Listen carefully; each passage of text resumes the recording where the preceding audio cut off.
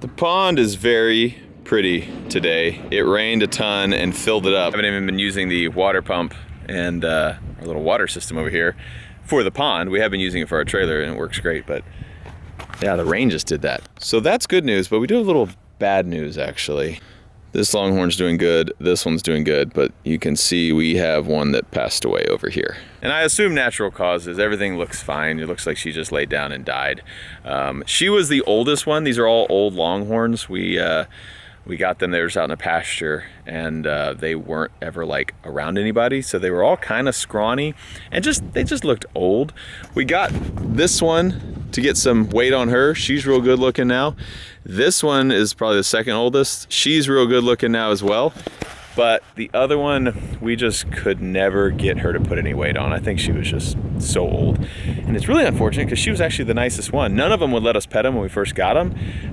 They were all sort of wary of humans because humans hadn't been feeding them, hadn't been giving them cubes or anything. So we started feeding them cubes and they took to that pretty quick, but they still wouldn't let us like pet them. And then she like warmed up enough and she like, you could stand next to her like away from her horns and just put your arm around her and pet her. We can't do that with these two. They still will swing their horns at you, but she was the nicest one. So unfortunately we are down to 2 longhorns and we need to come get her and move her out today. But you didn't come here to be sad about cows. Me either. You came here to learn a little bit about Airbnbs. And so we've had this Airbnb business running for a little bit. And I thought I would give you guys a more in-depth look at it. So if you're looking for a video that's full of action, this ain't it. No, this is gonna be boring. But I think it could be beneficial from all the way at the very minor side of it. If you have like a mother-in-law suite or a room you wanna rent out, and then all the way up to, you know, full-fledged, this is your full-time job, this is your main source of income. I think this could still be a beneficial little video for you to decide if, you know, you wanna jump all in or if you wanna, you know, kind of test the waters first. So let's start out at Freedom House first.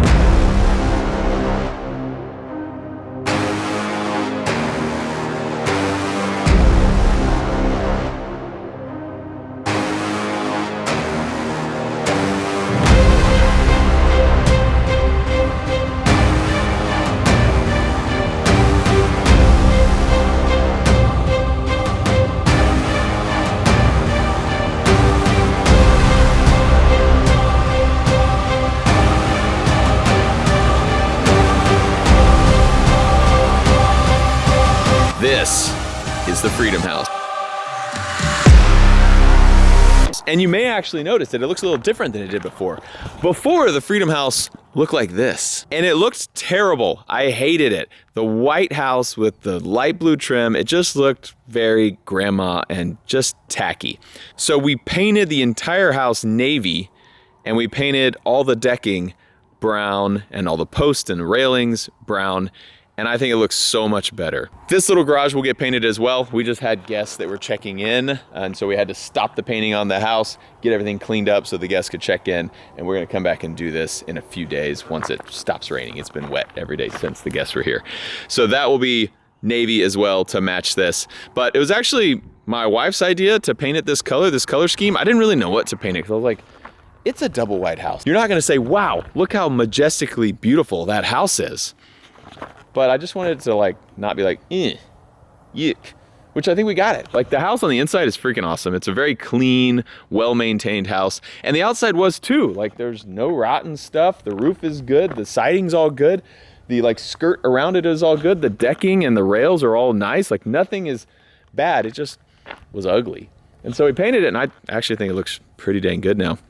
This little red pole, we're gonna pull it out and I'm gonna put a flagpole right there too, which will really tie the whole Freedom theme all together. Freedom House is a 3-bedroom, 2-bath with a huge living room, and it's good for an average size family. But what if you have a larger than average size family, or if you want to take a trip with multiple families?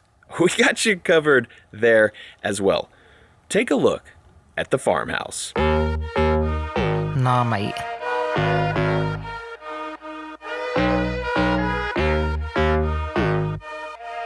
Oh, knock, knock.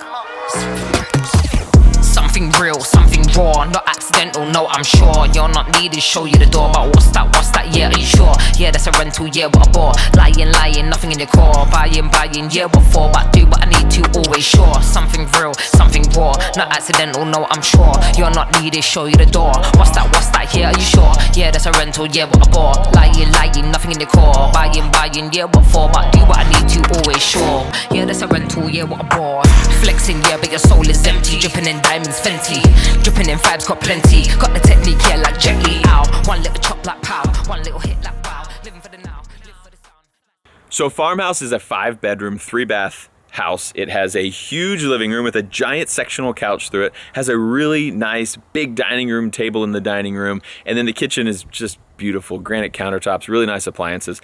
That house is like, wow, it's awesome. It's just a really awesome, fancy, nice house. So it's kind of cool. We have both ends of the spectrum here. We've got your normal house. The Freedom House is just kind of a average size, not fancy house, but it's nice. It's clean, it's nice. Everything works. It's a good house, and it would fit most families. But if you have like a giant family with like 12 kids, or if you have a big family, you want to take grandma and grandpa, you want to take the cousins, that kind of thing, or just have a bunch of friends all stay in a house, we have the Farmhouse, which is just so huge and big and awesome. So these are the 2 houses that we've had listed on Airbnb for a few months. We've learned a lot about them, and I'm gonna tell you more about what we have learned, what we've done right, what we've done wrong. I'm gonna also let you know how much money we're making on both the Farmhouse and the Freedom House. But we also have another house. I think it's less than a month away from being ready to list online and get guests staying in it as well. Let me introduce to you the tiny house.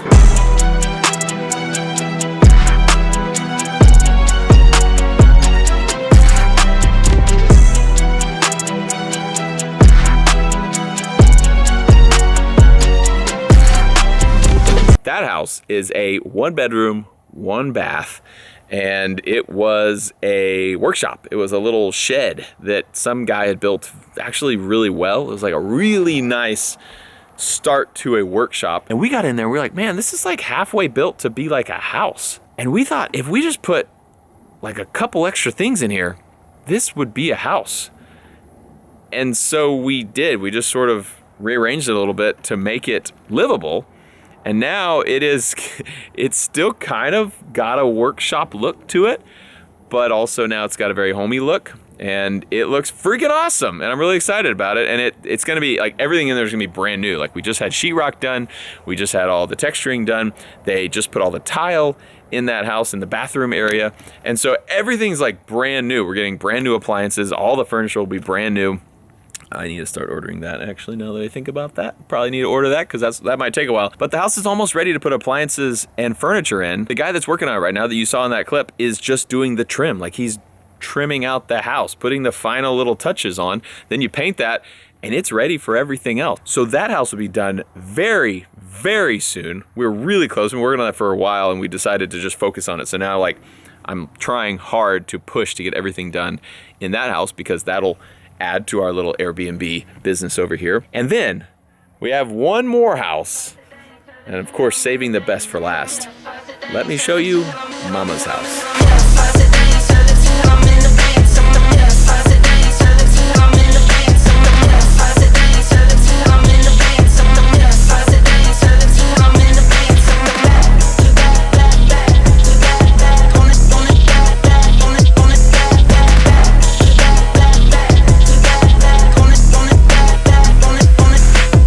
That house is going to be the best house that the property has and probably ever will have. That house is insane.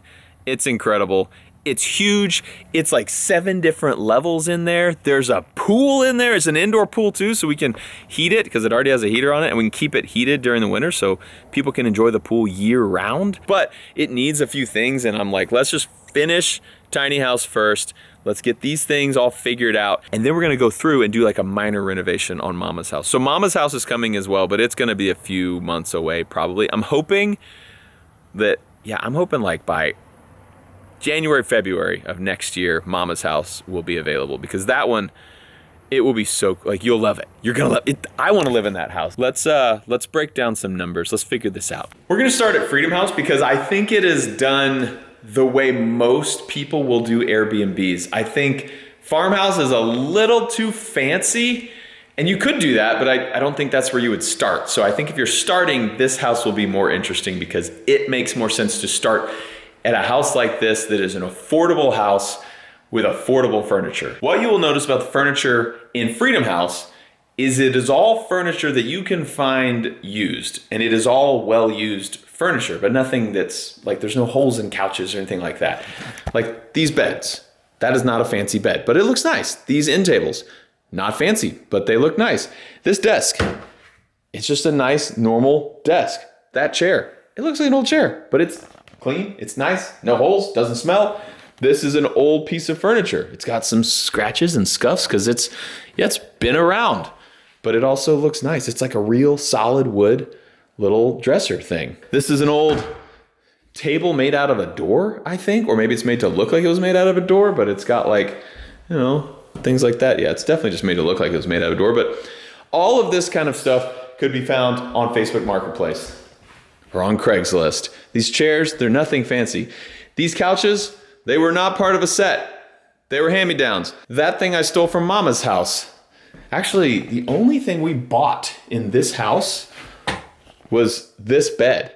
And it was like a $300 bed. This was an Amazon. So I bought this one. This bed is brand new. Bought it off Amazon for $300. We put like a $500 mattress on it. Those end tables were already here. Those lamps were already here. These twin side beds were already here. We bought new sheets and comforters. We bought some American flag blankets, new shower curtain, new towels, things like that. Some of these pillows were here. Some of them are new. This rug came from somewhere else. I think this actually used to be in my house. I'm pretty sure that's where that one came from. This little table was the main table in the house, but it was right here in the center of this like area here, which is strange. I think they used that as a living room and that as a living room, which didn't make sense to me. So we turned that into a dining room, and then I still like this table, but it didn't seem big enough to fit there. So I thought it fit pretty good right here. And this is like where you'd hang coats and stuff, but you also could sit around it. I built a little bench seat all around the outside here, so it can fit like 6 or 7 people right there at the table. And I just thought it kind of filled that weird little space right there. I mean, it's a big house. You could have 6 adults in here, plus a few kids maybe, you know, sleeping on couches and stuff. I think max you'd have 8 or 9 people in this house. So your adults over here, kid table over here. You also got some bar seating if you want. Well, I'm talking too much. You guys just came for the numbers.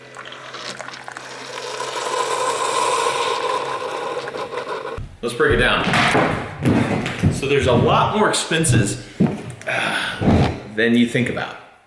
With every single thing in life, that is true. Everything you think, yeah, this is gonna cost about, X dollars. It always costs about 1.5 to 3x dollars each time. But whenever you do anything, there's always some pros to what you're doing, right? But if there are pros, there are also some cons. The biggest pros to having an Airbnb business, money, yeah, income. Let's go ahead and write income down, because that's obviously the main part of renting out a building that you own to someone else is they're going to pay you. That's the reason you do it. Some other pros, still sort of income related, would be tax advantages. So I'm just gonna write tax.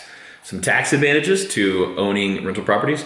Also a big one would just be your actual physical property holding value, or ideally appreciating. So we're gonna just put appreciating assets, which most houses, if you buy it in a good area, are I wrote appreciative. It's an appreciative asset. We can say it like that. But appreciating asset is a good reason to own land and houses. Income, tax, appreciative assets. And the last pro is self-fulfillment. You know, you wanna feel like you have a reason to get up every day, and it's to come and work. No, that's baloney. If I wanted self-fulfillment, I'll just go volunteer at church or something. So yeah, I'm pretty sure all the pros are just money related. Pretty much the only reasons to do Airbnb is to get ahead financially. That's your main pro. A $. Dollar. Cons. Work. It is work. A lot of people assume this is a passive source of income. It is not. It is definitely an active source of income.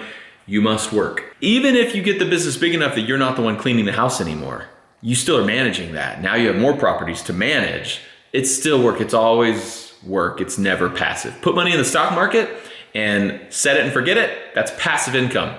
Airbnbs are active. Liability, someone gets hurt on your property. Not good. That could happen. You could get sued. I should get insurance. To do insurance. Another big con would be an emergency situation, not like a medical emergency, because that's not something that you would call the landlord about. But it's something like if the air conditioner goes out, the water goes out, the toilet is overflowing sewage into the house.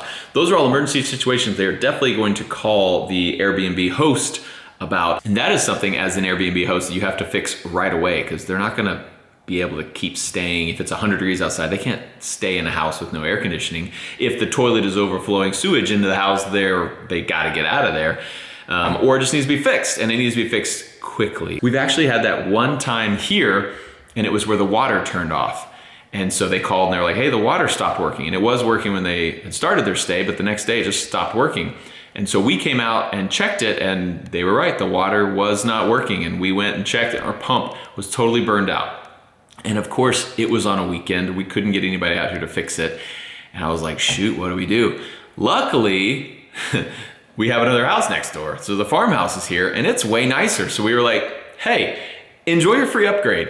And we sent them over there, and they were super happy because they paid for this house, and they got the house that was twice as good. So that brings up another con. Angry guest. We have not had one yet, but I know it will happen because we're gonna mess up, or someone's gonna have a bad day, or something at the house is just going to be unfixable, and we're not gonna have an easy, like, sure, just go over to the nicer house next door. Like if it was the other way around, if the nicer house, the water went out in that one, and we're like, come to the junkier house, they might be mad about that. And so angry guest is gonna be a big con at your Airbnb business. It's gonna happen eventually. I know it'll happen with us. I'm trying as hard as I can for it to never happen, but I have a feeling there's just no way you can avoid it, I think. But I'm gonna try really hard to never have an angry guest. So we do have, that doesn't say angry goats. It says angry guest. There are goats on this property, and I hope none are angry, but they're usually nice. That says angry guest. That's a con that could happen. And below it, I wrote broken stuff. It's just a general maintenance thing. Like for instance, one of our guests locked the bottom knob here, and I didn't even think about it. We don't have a key to that bottom knob. We were just using the electronic keypad here that goes to Wi-Fi. We can change the codes from our phone. They walked out the door and locked this one and locked themselves out of the house, and we didn't have a way to fix that. So we came and just drilled out the lock to let them back in, and then we had to put a new doorknob on there that doesn't have a lock. Stuff like that, general breaking of things that need maintenance. If a window got cracked or something, we would need to fix that. So the maintenance is a con, of course. You gotta keep up with things that break, but also just general upkeep I wrote on here. That is everything from keeping the grass mowed, the trees trimmed, keeping the paint fresh on the decking and stuff like that. Keeping coffee in the houses. A lot of Airbnbs don't do that, but here at the Desperado, we do have coffee in the houses for you. Now down to the fun stuff. What do we charge per night? So this house, the Freedom House, we charge $350 per night. And so we actually did that for the first few days. And then we realized most people want to book one night stays. A lot of people were using it as just like a hotel room. And so they're just like passing through and they'll stay one night, which was cool. But then we realized with just having these two houses, and not like, we don't have a staff, like a big staff that is doing this. It's like me and Jenna and David who are doing this. We couldn't keep up with one night turnovers because it was just too busy. And so we ended up finding a cleaning service that comes, but they're not like there right away when we need them. And so the one night was even hard for them. And so we ended up making it a 2-night minimum. So if someone new is sleeping here every night, that means that we have to clean the house every day. The cleaning fee for this house is $130 each time. So the $350 we make per night is actually not even that much because Airbnb takes fees out of it. So we make less than that. We make probably around $300 minus the $130 cleaning fee. We're getting half our money. And so it's like, man, I don't know if that makes sense because we also have to maintain the property. So we're out there cleaning the property. We also spent a bunch of money. And so it's gonna take us forever to make our money back at $150 per night. But if we do 2-night minimum, then that cleaning fee is basically in half because it's split between 2 days. Eventually, I would like to get it back to where we could have one night stays, but we just need to scale up a lot bigger and have more staff and crew. So there's like always someone to clean and always someone to come in here, and everything will be cheaper too when we have more people doing it more often. So that's probably coming in the future, but not for a bit. So how much do we charge for Farmhouse, the nicer, fancier house? We actually charge twice as much. It can hold twice as many people, and it is twice as nice and fancy over there, twice as big. And so we decided to go $700 per night, also a 2-night minimum. The cleaning is also more on that house. It's not twice as much, but it is closer to $200. But the expenses are bigger on that house because, you know, there's more stuff to break, and there's nicer furniture in there that we had to put in there. I actually bought 3 king-size beds to put into that house, and they were nice. They weren't the Amazon bed. They were like ones out of a big furniture store. I think we're $500 per bed over there. Still not crazy. You can buy $5,000 beds. We bought $500 beds, 3 of them plus $500 mattresses for those. So we spent, $3,000 getting those bedrooms outfitted with beds, and then we had to buy some end tables and some rugs and things like that. We did piecemeal some other furniture in there. It was the nicer furniture that we had, but mostly we didn't spend a ton of money on furniture over there either because it already had a lot. We bought that house mostly furnished, and it was furnished really nicely, and so we kind of left that how it was. But if you are going to start an Airbnb from the ground up and you have an empty house, furniture is freaking expensive. So know that if you're gonna put nice furniture in, you're gonna spend a ton of money. It's gonna take forever to get that money back out of an Airbnb. Finding nice furniture on Facebook Marketplace is probably the way to go. I would try to avoid buying new furniture if you can, because there's usually like new, nice furniture that you can find online if you have the patience to look for it. Here's one other thing I learned. This is a calendar. So that is November. That is December. This is Farmhouse. So this is our more expensive house. If you'll notice, the weekends are what books up. Friday and Saturday is what books up. And all during the week, this thing stays pretty open, which makes sense because people work during the week. We have these guys staying on Wednesday, Thursday, Friday. And then we have these guys who are staying all after Christmas, the 27th through the 1st. And so they're going Friday through Wednesday. But otherwise, no one's booking during the week. So I think what we need to do is actually lower our prices during the week. This is something that we have not been focusing on because I've been doing other things and trying to just let it kind of slow roll itself. We just kind of set a price that we knew, okay, if people stay there, we can make money at this price. And then we're gonna kind of see how it books up. And so we haven't been busy. It hasn't ever been stressful, and that's kind of by design because I didn't want to be busy yet. I don't have any staff that is specifically for this stuff yet. But what I have noticed is people don't book during the week. People are working during the week. They don't want to come on vacation during the week. But I think if we lower the prices on our Monday through Thursday, we probably would start getting a lot more stays during the week. If it was $700 a night on the weekend and $500 a night Monday through Thursday, we'd get some people who go, yeah, I'll go on a Monday. So I think going into next year, we will address that and try to get some more traffic during the week. That'd be pretty good. So how much money have we made per month? Now I'm gonna give you just our gross income, not profit. So keep that in mind. This is not subtracting any expenses. Because if you subtract our expenses, we've made $0. Expenses are a lot. And I think it just takes a while to ramp this business up. But let's go through it.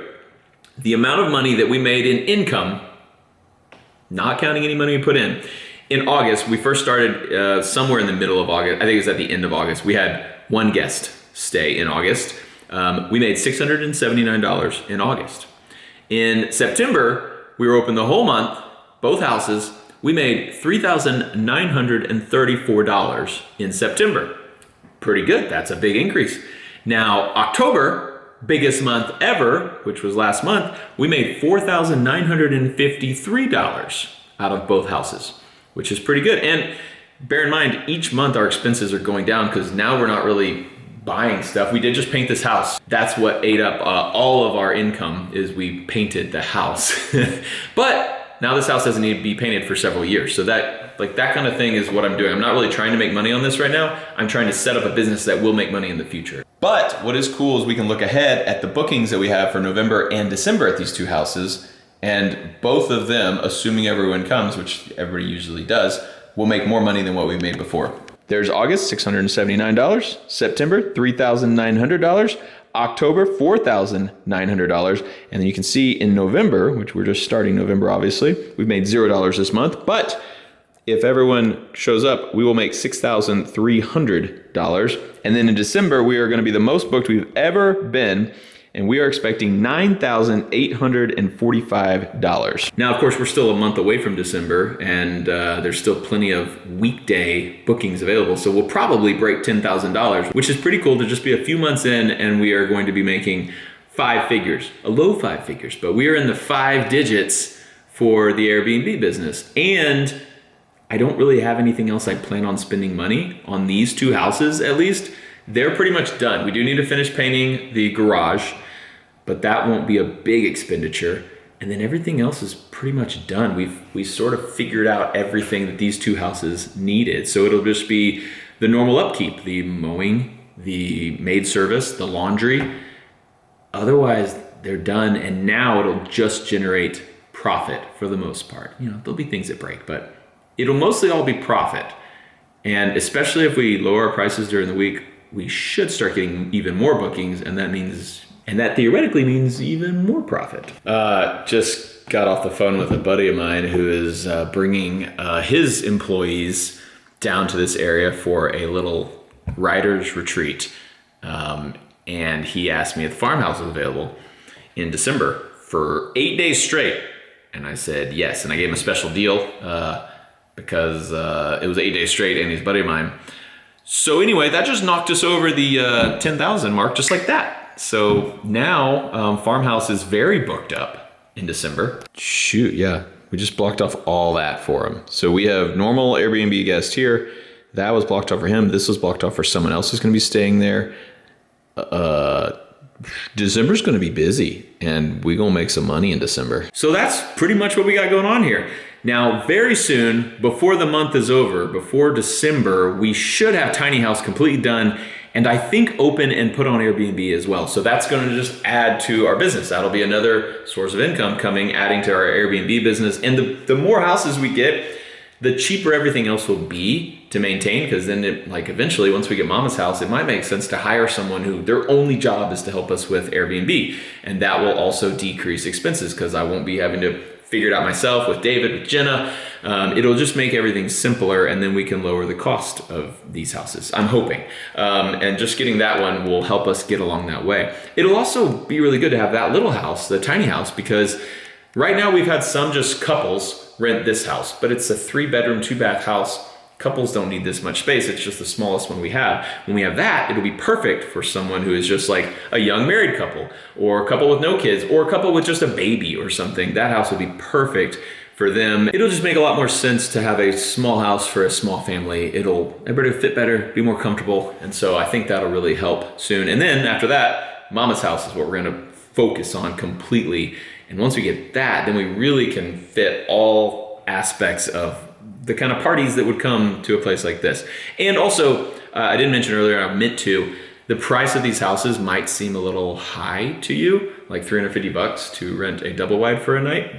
If you think about it like that, it probably does seem pretty high. But what you have to take into consideration is that is not just for this. When you book out here, you're getting all the property as well. So we've opened up like 50 acres of this resort to people who are staying in the Airbnb houses. That includes the whole river, nearly a mile of secluded riverfront that you can just hang out on all day. You can go swimming, you can go fishing, you can go kayaking. You can sit by it and read a book all day long. It's your river if you're renting this house. Do whatever you want. And so that's part of it. Is we also spend money and time maintaining that river. We mow, we weed eat, we keep it nice and clean down there. We have some barbecue pits down there. We have some trash cans down there, and we kind of clean up after our guests. To me, this is not just an Airbnb, this is a resort, and I know I'm not there yet, but we're trying to work our way to that. So this Airbnb is a way that I can start opening the resort, dip my toes in, figure out the little things before we have a full-fledged resort with restaurants and 100 guests. We can try it out with little groups at a time and make sure we can figure everything out. So we're in the very early stages of it. I really appreciate you guys for bearing with me. Mostly the guests who have come out here. We've had a lot of them, a lot of fans. We've also had some people that have no idea who I am, which is cool too, that they're just seeing us online and going, yeah, I'll stay out there. So I appreciate all the guests who have come out here and tried it out. We have had nothing but good reviews so far. And I really am pumped about that and proud of that me and my team have figured it out enough that no one hates us yet. So I hope you guys will all someday get a chance to come stay out here with us. I'd love to host you. And if you're just watching this video with no intention of coming out here just because you wanted to know a little bit about Airbnbs, I hope this helps.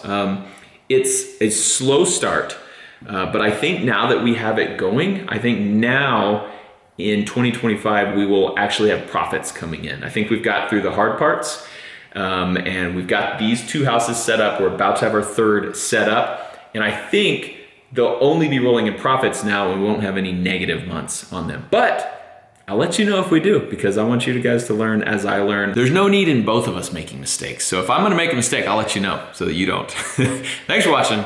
A little bit more boring of an episode. I love you, and I'll see you next time. Hopefully, in this house out on the Desperado Resort.